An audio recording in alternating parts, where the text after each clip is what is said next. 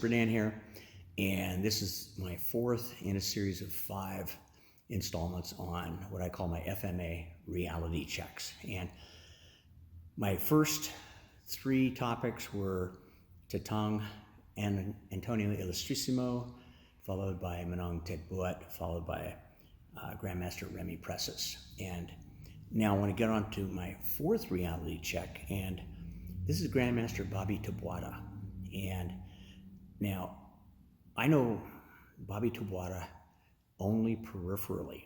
However, when we first met, it was in 1987, and Peter Hill had brought me down to, I believe, Phoenix, Arizona. I think that's where his school was, to do a 2-day workshop on modern harness.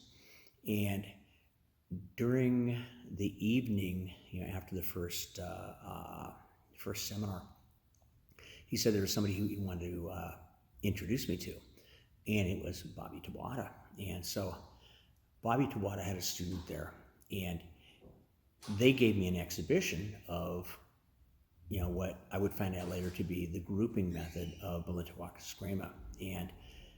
But the fascinating thing was, these guys went full power, full out, full speed, and in about 7 to 10 minutes, both of their sticks were shattered.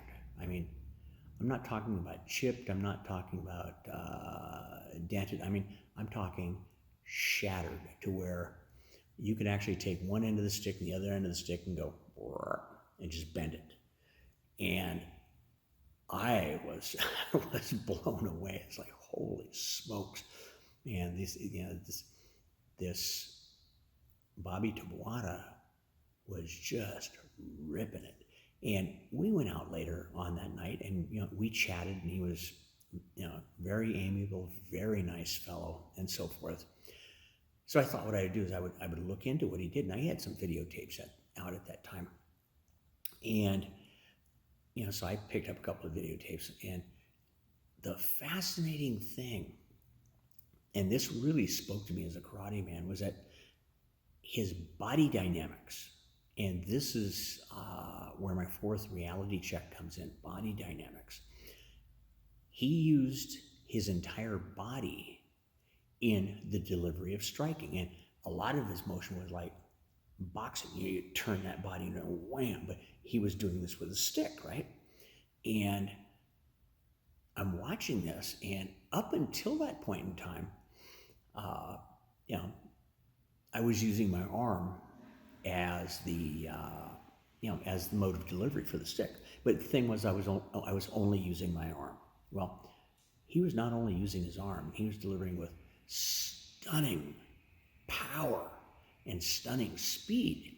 And it's interesting because when you look at Grandmaster Bobby, especially the pictures of him back in those days, he was built a lot like Professor Remy. I mean, we've got this bull of a character. He was not this skinny little guy. I mean, this guy was massive, but he was using his body. So one of the things that I've adopted as a motto is that I do not rely upon the hardness of the weapon to do the damage for me. I use body dynamics, I use body action, I use rotation in everything I do with my stick work. And what that does is that has A, increased my power in my strikes, and B, has brought about a lot more body coordination, which leads into everything else that I might be doing. So, if we meet again, because our paths almost never cross, but if we do meet again, I'm going to remind him of that demonstration of 1987 and his contribution to my own personal art, accidentally though it was huge. So, body dynamics. This is the 4th reality check that I use for my own personal FMA. And we'll get on to the 5th one in the next segment. So, there you go. Super Dan, over and out.